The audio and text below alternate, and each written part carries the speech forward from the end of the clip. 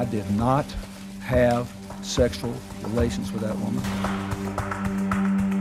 Today was really difficult, reliving all the horrors. I am deeply sorry that I did not live up to what was expected of me, and I cannot allow my private failings to disrupt the people's work.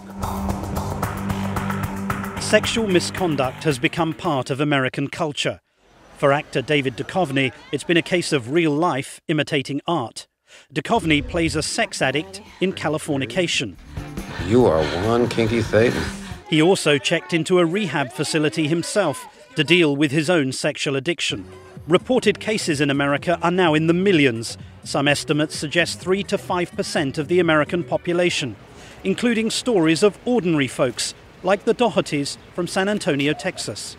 The whole paradigm of sexual addiction is me. It's about getting what I want, it's very self-centered and self-serving.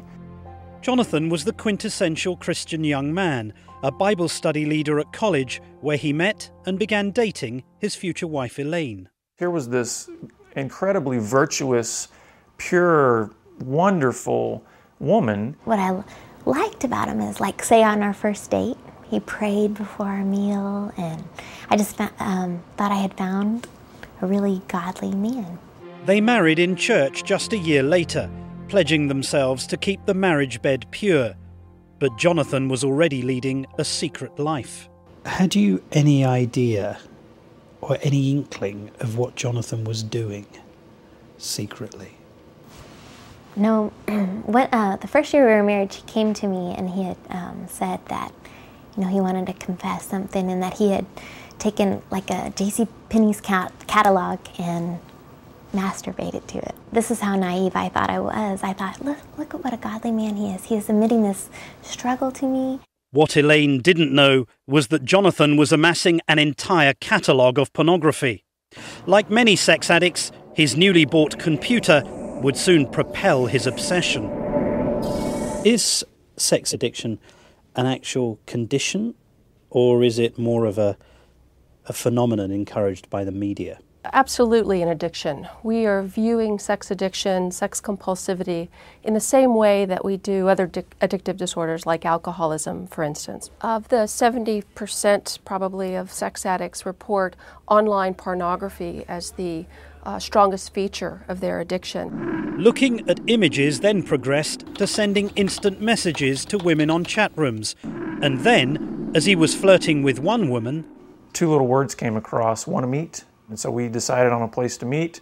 I went there and we had sex, and that kind of started a whole other downward spiral of then me starting to use the internet regularly to set up anonymous sexual encounters with people that I'd find online. Did you ever come back and have sex with your wife as well? Yeah, I did that. I did that before. I would want to get back in my home and be with my wife to, like, try to erase what just happened. But his appetite for illicit sex only increased. I may have an encounter with somebody on a Monday, but boy, by Thursday, I want another encounter. Well, if I couldn't set something up that quickly, the next logical progression was get whatever you can right now. And prostitutes are always available for a price. Just a year into their marriage, Jonathan's addiction increased the couple's debt to $20,000. Burdened by guilt, drowning in debt, Jonathan was at breaking point. In fact, I got to a point where I wanted to kill myself. Several times when Elaine was out of the house, I had a loaded gun pointed at my head, wanting to end it, because I just was tired of being this double person. Are you exaggerating when you say that? I am not exaggerating. At the minimum 3 times, I sat on the end of my bed with a loaded gun in my hand, trying to think of one reason not to pull the trigger. He put the gun down and decided to tell his wife. Can you describe what it felt like when he made his confession to you? Yeah, that was horrible. I prayed that I would die in my sleep because it hurt so badly.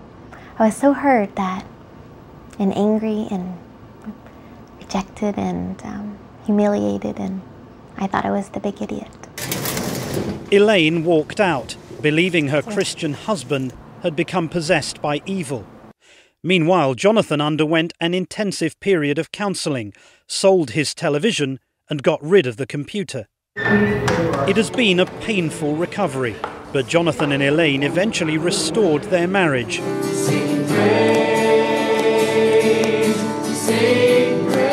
And 6 years ago, they launched Be Broken Ministry, an agency designed to help the growing number of sex addicts find faith and use God to fight their sexual urges. Guess what? Privately and alone doesn't work in terms of breaking out of a secret sexual addiction.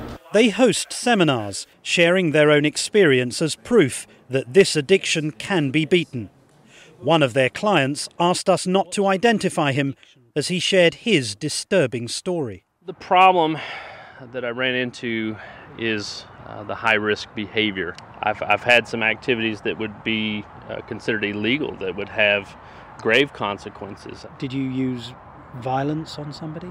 I've never used violence. I have used, we'll say, medicants, alcohol, drugs, to help intoxicate females to have sex. That's the nice way of saying it. The other way of saying it would be rape. Welcome to this week's edition of the Pure Sex Radio broadcast. Jonathan also produces a weekly podcast where anything to do with sex is open for discussion. With 30,000 downloads a week, they believe the numbers speak for themselves. They start going down this path of usually it's going to involve pornography, masturbation, fantasy. These are kind of the building block behaviors of a sexual addiction. Do you think that the condition is underreported? Well, there's such a stigma associated with sex addiction and sexual compulsivity. We call it a disease of shame and a disease of secrecy. I think it's more widespread than we know, and I think it is growing at a rate that we can barely keep up with. We've all seen Wounded Wives, the wife of Elliot Spitzer, Hillary Clinton, for example, often standing by their man. Did you ever imagine that you would be doing the same thing? No. I don't think most people would look at my relationship and say, oh, good job that you stayed. But now I have seen, we've been back together 9 years, and I've seen a total new man. Jonathan now recognizes that the key to his recovery has been a new sense of accountability.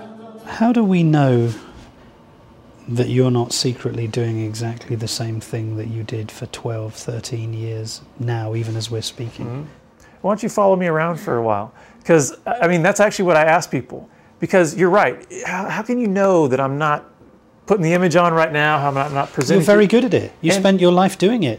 I have at the very least a dozen people every week who are purposely looking in on my life from different angles, whether it be from a work perspective, whether it be from a friendship perspective, whether it be from my church. I just ask people to look in on my life.